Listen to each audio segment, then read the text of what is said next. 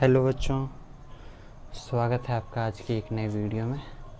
इस वीडियो में हम लोग कवर करने जा रहे हैं यूनिट्स एंड मेजरमेंट, जो कि क्लास 11th का पहला चैप्टर है। इसे हम लोग बहुत शॉर्ट में ख़त्म करने की कोशिश करेंगे। पहले एक बात आप मेरी ध्यान से समझ लीजिए, इस वीडियो को वही देखेंगे ना जिन्होंने ऑलरेडी पहले तो ये चैप्टर पढ़ रखा है।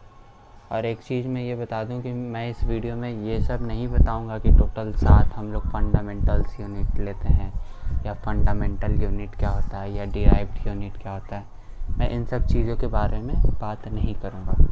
तो अगर आप लोग पहले ही सोच कर बैठे हो कि मैं इन सब चीज़ों के बारे में बात करूंगा, तो आई एम सो सॉरी, मैं इन सब चीज़ों के बारे में बात नहीं करूंगा। और मैं ये भी नहीं बताऊंगा सारे 25, 30, 50 क्वांटिटी लिखो फिर उनका डायमेंशनल फार्मूला लिखूँ। मैं ये भी काम नहीं करूँगा।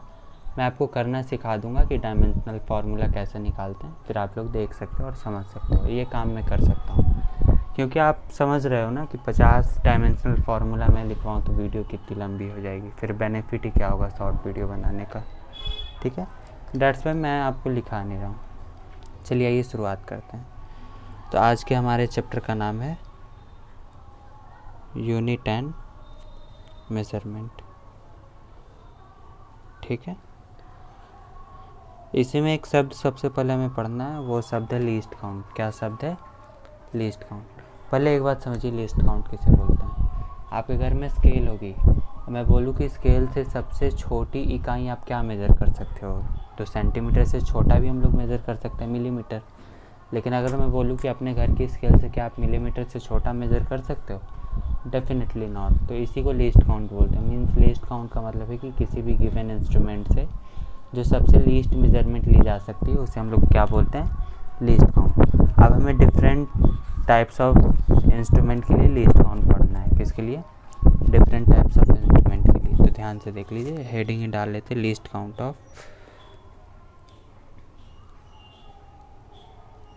काउंट ऑफ पहला हम लोग देख लेते हैं मीटर स्केल के लिए। किसका लिए? मीटर स्केल के लिए। तो इसका लीस्ट काउंट है 1 मिलीमीटर। कितना? 1 मिलीमीटर। दूसरा देख लेते हैं वर्नियर कैलिपर के लिए।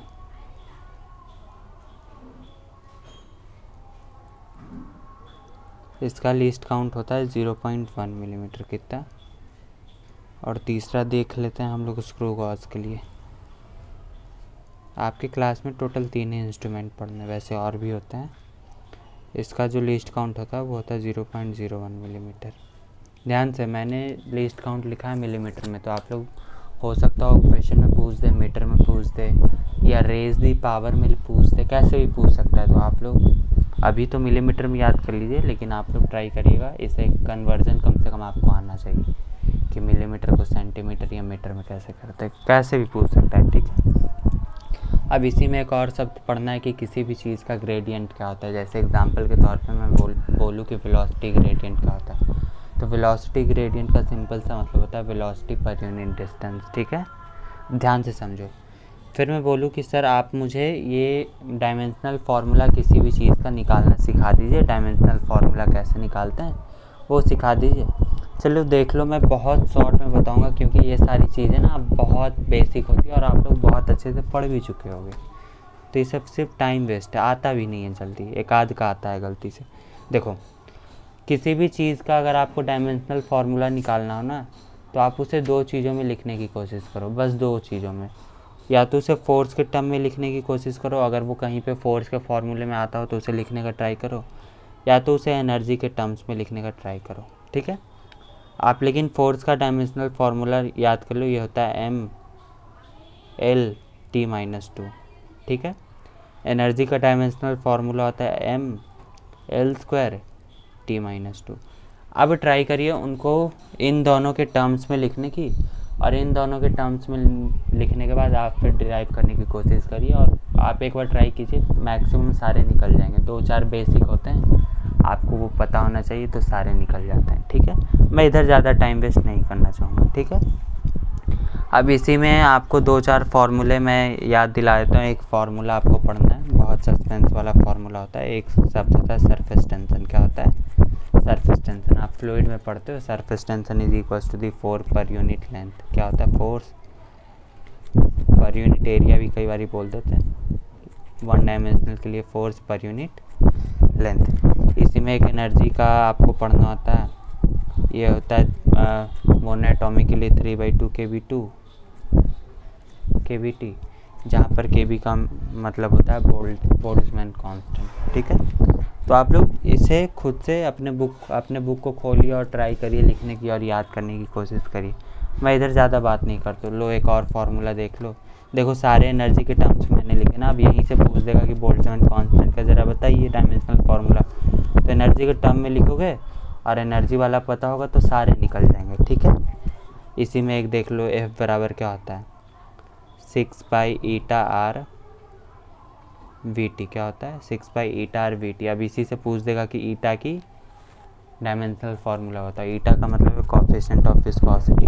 ठीक है, बताओ, तो नहीं निकाल सकते। फोर्स के टर्म में मैंने बता दिया कैसे, वेलोसिटी है, रेडियस है, पाई का कोई यूनिट नहीं होता है, तो ईटा का निकालो। यही सब पूछेगा जनरली। ठीक है, इसी में जब हम लोग आगे बढ़ते हैं तो आपसे पूछता है सिग्निफिकेंट क्या होता है, सिग्निफिकेंट फिगर क्या होता है।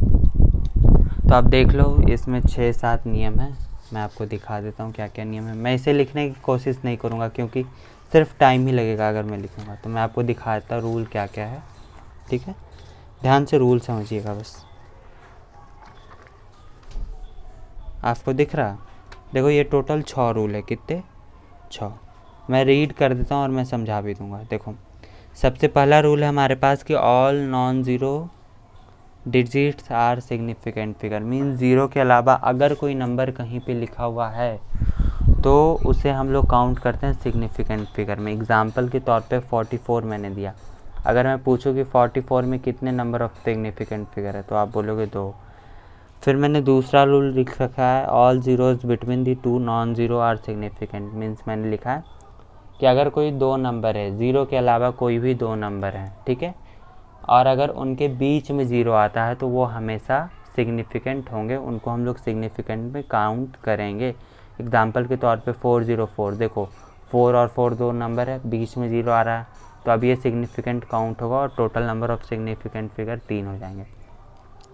अगला रूल मैंने लिखा, all zeros on the left side are non significant. Means किसी भी नंबर के लेफ़्ट साइड अगर ज़ीरो हो ना तो वो काउंट नहीं होता, चाहे वो डेसिमल का हो या नहीं हो। ठीक है, मीन्स एक रियल नंबर आने के बाद 1 2 3 4 आने के बाद उससे पहले जितने भी ज़ीरोज़ होते हैं वो सिग्निफिकेंट फिगर में काउंट नहीं होते। एग्जाम्पल के तौर पे 0.003, इसमें बस एक ही सिग्निफिकेंट फिगर है। ठीक है, अगला रूल मैंने लिख रखा है, exact number have infinite number of significant figure. Means अगर कोई एग्जैक्ट नंबर बता रहा है ना तो उसके सिग्निफिकेंट फिगर इनफाइनाइट हो जाते हैं। जैसे एग्जाम्पल के तौर पे 2 पेन में क्या कभी भी कोई एरर आने की पॉसिबिलिटी है? नहीं, 2 पेन हमेशा 2 पेन ही रहेगी, यानी इसके लिए इनफाइनाइट सिग्निफिकेंट फिगर हो जाएंगे।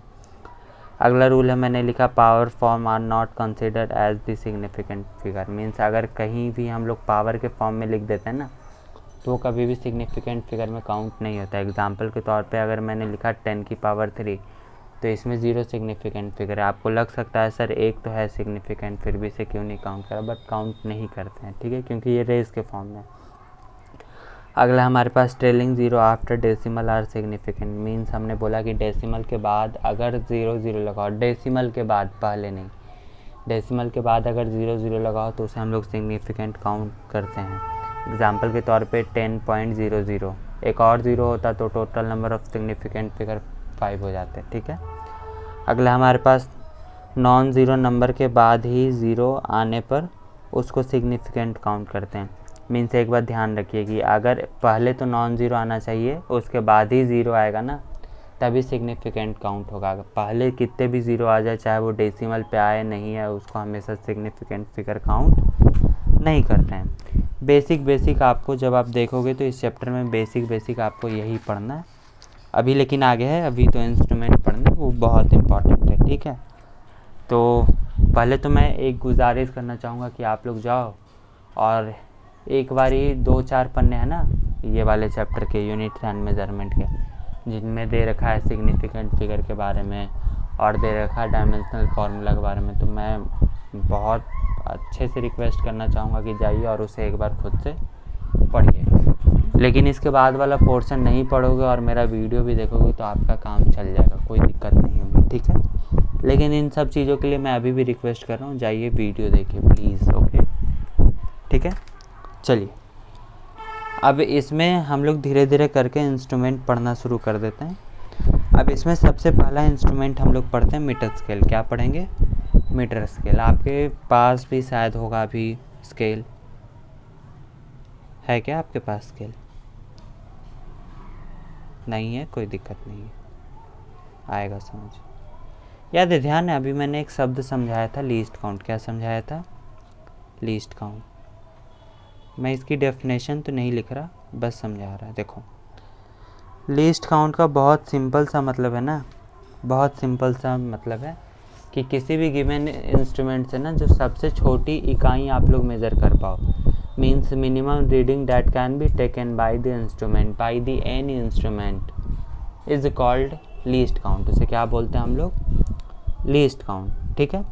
या इसी को दूसरे भाषा में आप ऐसे भी डिफाइन कर सकते हो कि जब भी हम लोग मेज़रमेंट करते हैं तो जो सबसे ज़्यादा मैक्सिमम गलती करने की पॉसिबिलिटी होती है ना जिस इकाई में, उसको भी हम लोग लीस्ट काउंट करते हैं। मीन्स अगर आप मीटर स्केल अपने स्केल से नापोगे तो गलती कहाँ पे हो सकती है?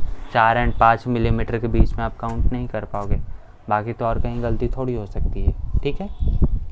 चलिए इसी को अंग्रेजी में सुन लीजिए, आप इसको ऐसे बोलते हैं maximum possible smallest reading that can be performed by the instrument that is least count. क्या होता है? That is least count. क्या आपको लीस्ट काउंट सब समझ में आया? डेफिनेटली। अब अपने मीटर स्केल को देखिए और ज़रा मुझे लीस्ट काउंट बताइए।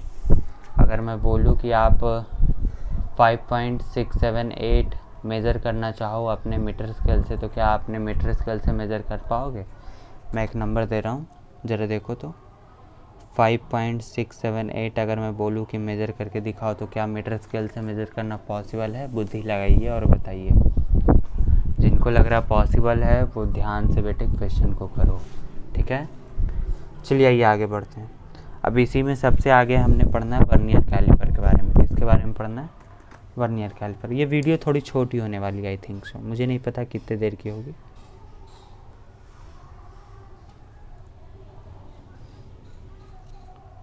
स्पेलिंग गलत हो तो मुझे माफ़ करिएगा, ठीक है। आइए वर्नियर कैलिपर के बारे में देखते हैं। मैं अभी दिखा तो नहीं सकता और आप लोग समझ चुके हो कि वर्नियर कैलिपर क्या होता है। इसका ऊपर मैंने आपको ध्यान है तो मैंने बताया था कि इसका लीस्ट काउंट क्या होता है। ये 0.1 मिलीमीटर इसका लीस्ट काउंट होता है, ठीक है।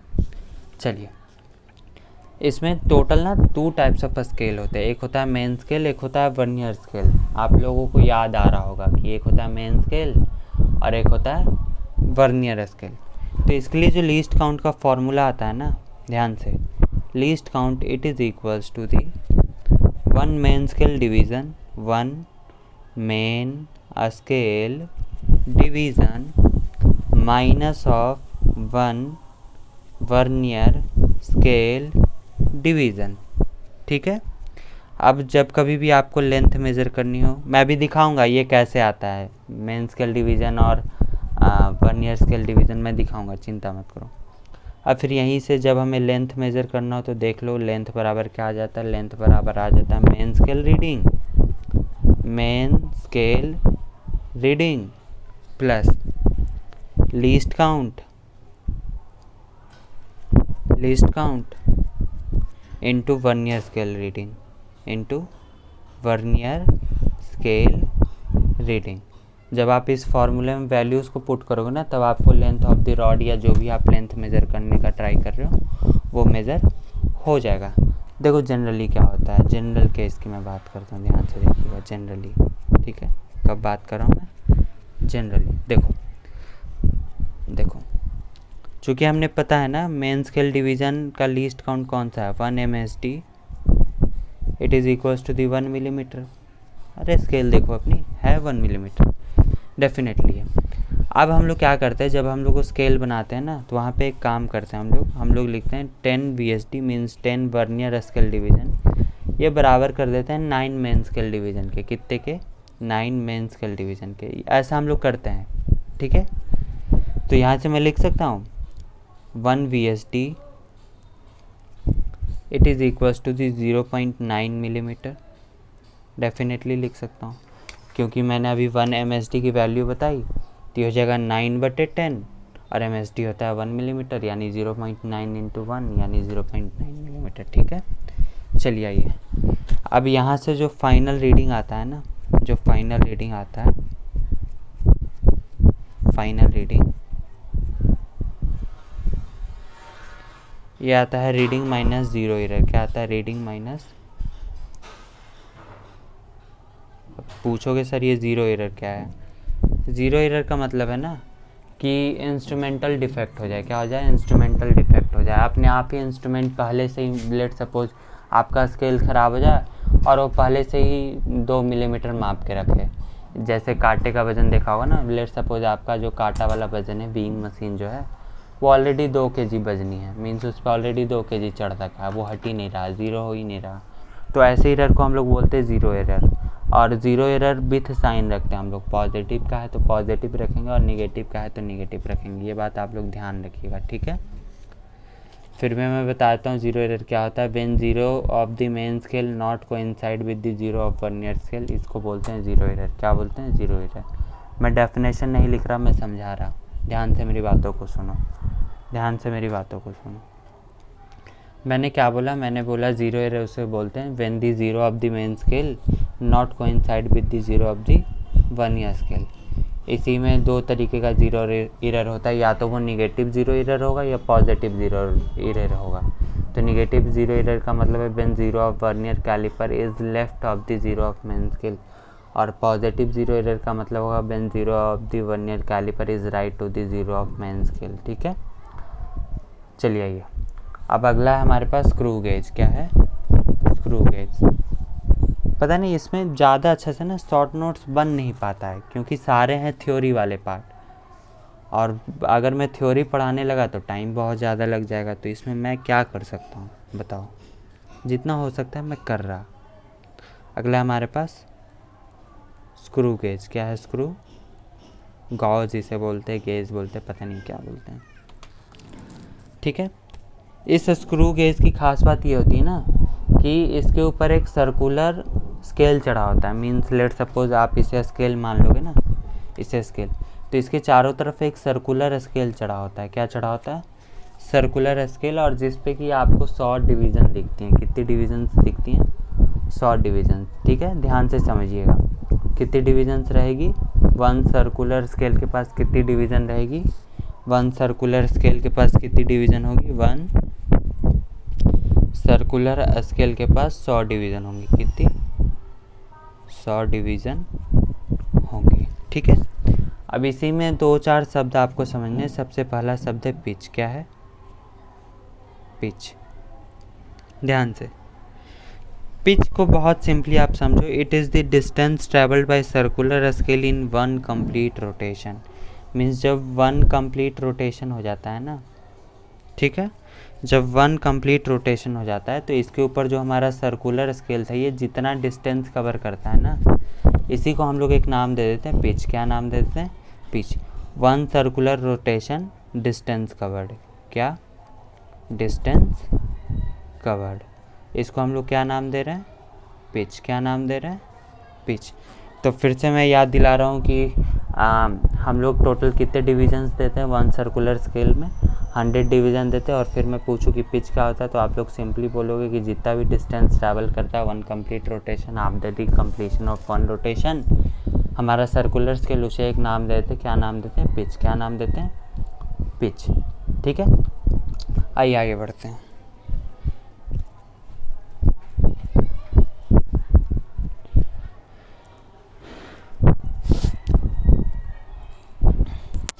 चूँकि हमने बहुत अच्छे से पता है ना कि इसका लीस्ट काउंट कितना था स्क्रू गेज का? 0.01 मिलीमीटर। अगर मैं बोलूँ कि ये 1 कंप्लीट रोटेशन चल जाए, कितना चल जाए? 1 कंप्लीट रोटेशन चल जाए, तो 1 कंप्लीट रोटेशन में 100 डिवीज़न और एक डिवीज़न 0.01 मिलीमीटर का, यानी मैं बोल सकता हूँ कि 1 कंप्लीट रोटेशन में ये कितना डिस्टेंस ट्रैवल करेगा? 1 मिलीमीटर। यानी मैं इसके लिए बोल सकता हूँ आफ्टर 1 कंप्लीट रोटेशन ये कितना डिस्टेंस ट्रैवल करेगा?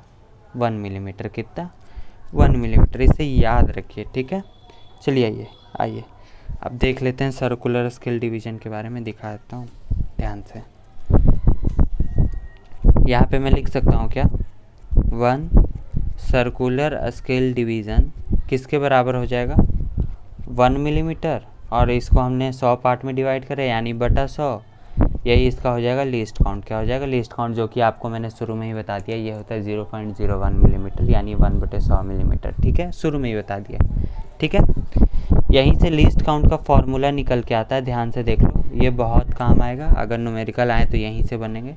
लीस्ट काउंट का फॉर्मूला निकलता है पिच बटे नंबर ऑफ सर्कुलर डिवीज़न। क्या होगा, पिच बटे नंबर ऑफ सर्कुलर डिवीज़न। याद है मैंने पिच बताया था, distance travelled bye 1 complete rotation bye circular scale.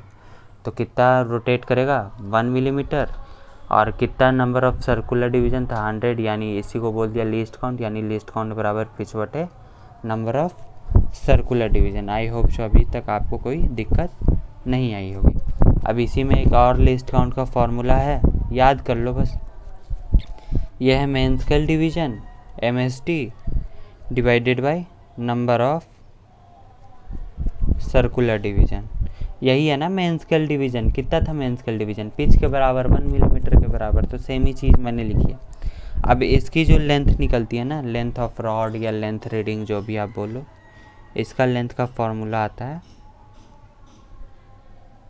It is equals to the main scale reading plus circular scale reading into least count minus of zero error.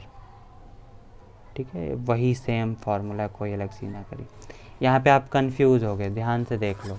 ठीक है, और अगर नहीं आ रहा है समझ तो एक बार रिवाइंड करके देखो, शायद आपको समझ में आ जाए। ठीक है, रिवाइंड करिए, देखिए। ठीक है, चलिए, इसी में 2 शब्द हमने पढ़ने हैं, ध्यान से समझ लो। एक है एक्यूरेसी, एक है प्रिसीजन। ध्यान से समझ लो एक्यूरेसी क्या होता है। एक्यूरेसी होता है ना कि मान लो हमें कोई वैल्यू मेज़र करनी है। क्या मेज़र करनी है, वैल्यू। तो उसके जो सबसे पास वाली वैल्यू होगी ना, सबसे क्लोजेस्ट वैल्यू जो होगी ना, वो एक्यूरेट होगी। क्या होगी, एक्यूरेट होगी। Means the closest measurement of any measured value is accurate. Means accuracy के ऊपर हम लोग जा रहे हैं। लेकिन यही जब मैं बात करूँ प्रिसीजन की ना, तो प्रिसीजन ये नहीं होता। प्रिसीजन का मतलब होता है, पहले तो ये ट्रू वैल्यू पे डिपेंड ही नहीं करता है। क्या नहीं डिपेंड करता है, ट्रू वैल्यू पे। देख लो, मैं दिखा देता हूँ।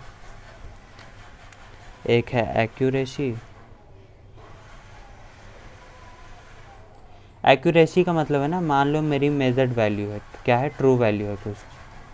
अभी इसके सबसे पास में जो वाली वैल्यू होगी ना, वो सबसे एक्यूरेट वैल्यू होगी, और इसी को नाम दे दिया मैंने एक्यूरेसी। क्या नाम दे दिया, एक्यूरेसी। इसी पे दूसरा शब्द है प्रिसीजन। क्या है, प्रिसीजन।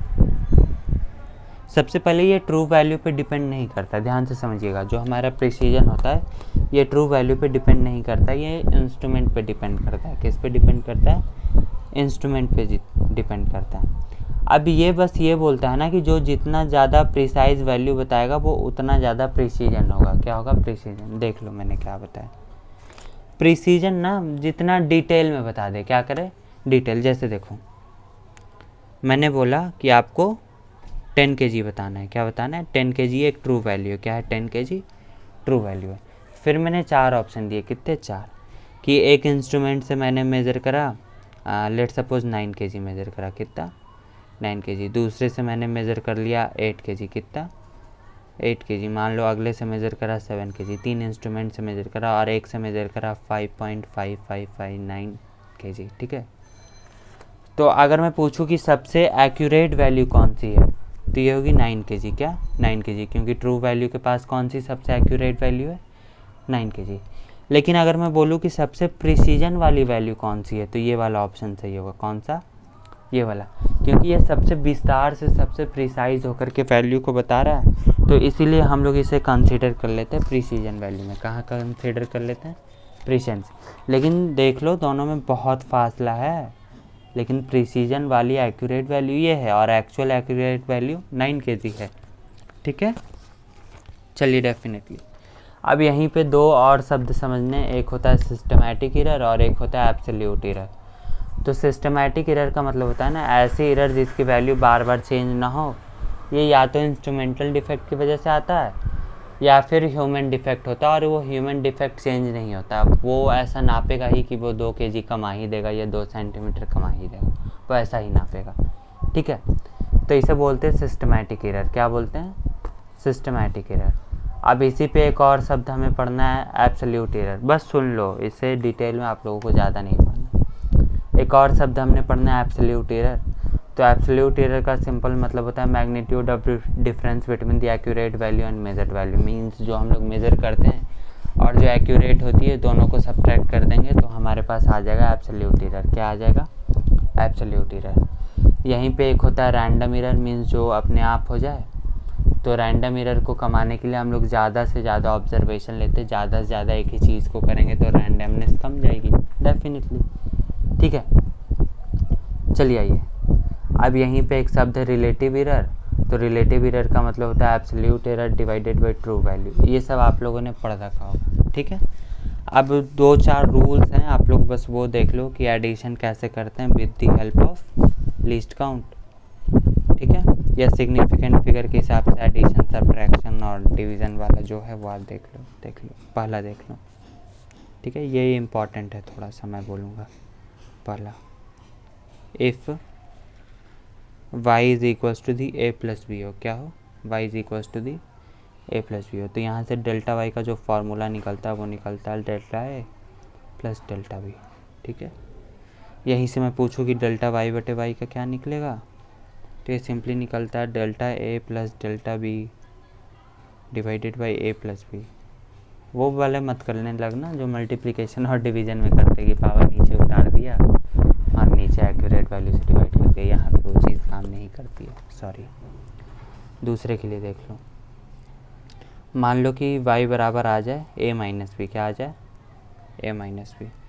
तो यहाँ पे भी वही होगा डेल्टा y बराबर delta a plus delta b, क्योंकि रैंडमनेस कमती नहीं है, हमेशा ऐड होती है।